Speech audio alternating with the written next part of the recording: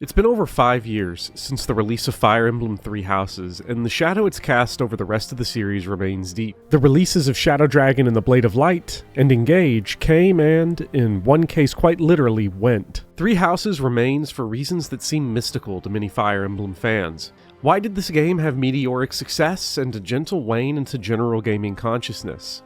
It's not a great game. There is perhaps no great Fire Emblem game. It's a franchise of safety and consistency, but there are a few that contend for the title of great.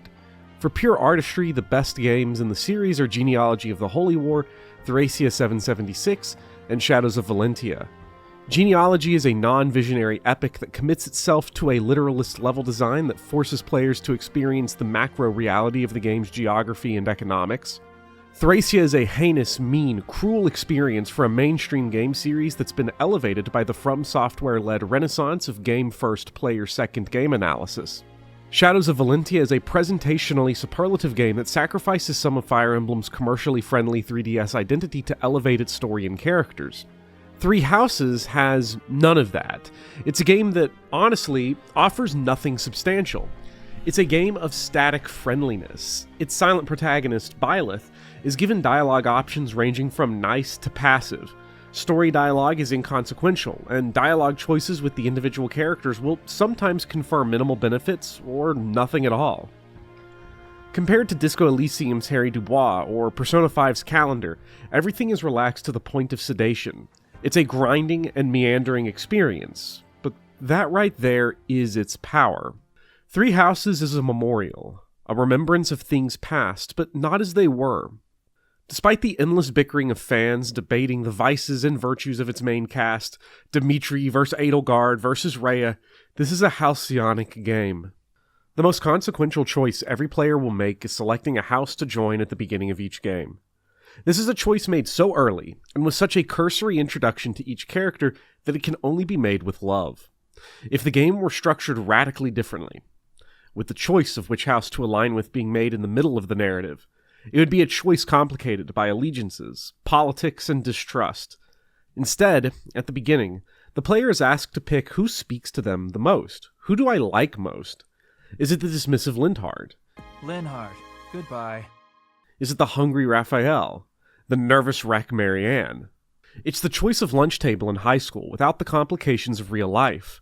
There is no social anxiety, or cliques, or societal pressure to present or perform. The majority of the playtime from this choice onwards is spent in the monastery, the combination school, church, social ground, and dormitory where all the action of the story centers. Three Houses has been criticized, extensively, by many, including myself, for never leaving the monastery for its 100-hour-plus runtime and for mandating the extensive use of its activities. The monastery has the player build support points, grind professor rank, cook with students, eat with students, rebuild student morale, give students mental health advice, shop, give gifts, go to tea, collect items, go to the sauna, tend to the gardens, complete side quests, spar, recruit new students to your class, do independent study with Byleth, pet the dogs, pet the cats, fish, fish, fish, fish, and fish. This is time-wasting, toxic optimization bullshit. It's also a humanistic nirvana, a place of our dreams, a home of constant leisure, love, community, and stability. No matter how bad everything gets, we can always come home. We can always go to a classroom full of respectful peers, eager pupils, knowledgeable teachers, and come equipped with our own hidden talents and constantly grow. Whenever fans theorize changes to Three Houses, the one constant is a change to how unit recruitment works. The game, common knowledge goes, needs more late-game playable characters, more pre-promotes. Characters like Judith need to be playable. It's inconceivable that Intelligent Systems, a developer that designs female characters like their Wheeler Walker Jr. lyrics, would let a woman have huge breasts and not be playable or evil. With the exception of Gilbert and the post-launch edition of Yuritsa, every playable character can be interacted with from the beginning of the game. They can be recruited, supported, gifted, wined, and dined. They are always there. Even Fire Emblem's sacred feature of permadeath is rendered moot, not just through skilled play or casual mode, but through the god hand of the player rewinding and erasing the tragedies of the world in real time through the generous turn wheel. As we complain on forums and comments and videos about how terrible the game's structure is, how miserable and repetitive the monastery is, a little part of us all dream for a world like this, to have lived or to one day live this life. It's a beautiful, constant world, even as the dark clouds, temporary dark clouds, roll over Fodlan. In the mid-game, those clouds bring a long night, a night of death, of betrayal, and of conflicted feelings. Fans debate. Is Dimitri fascist? Is Edelgard fascist? Is Rhea fascist? But the application of real-world political analysis to Three Houses has struck false all these years, at least to me. The heartbreak that has drawn and magnetized people to this game is simpler. The tragedy of Three Houses is that this peace, the community, the effervescent strolls through cafeterias and libraries all end. We all grow up. We leave school. We leave home.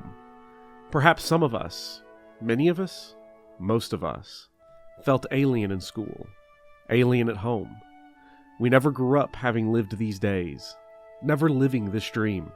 Three Houses lets us, for the cost of 60 real-time hours, experience an ethereal year that the world denies us, but our hearts yearn for. But even in the game, these days end. But not quite. The dream of Three Houses is that the end is not the end.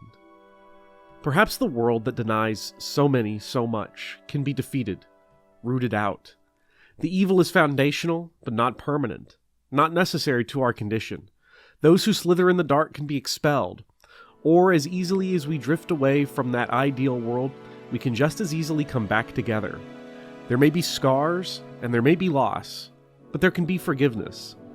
We can embrace one more time, and perhaps one more time after that. Seen 5 years after release, the world itself crests into darkness.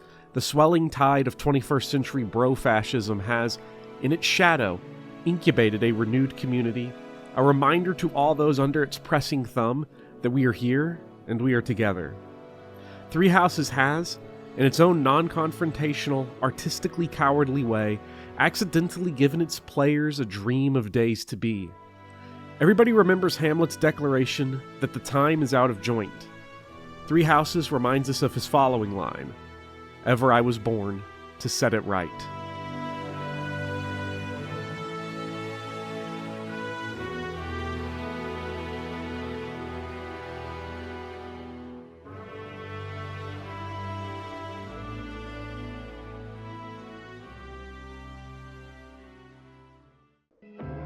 Thank you for watching, and if you enjoyed the video, please consider liking and subscribing, as well as supporting this channel on patreon.com and on YouTube as a YouTube member. If you do, not only will you get early access to video scripts, videos, and Patreon-exclusive essays, but also to the Patreon-exclusive Game Club Discord server where every month we will play a game together and discuss it. We just wrapped up playing the Sin and Punishment duology, and in March and April, we're going to be playing The Legend of Zelda Oracle of Ages and Oracle of Seasons. I hope to see you all there.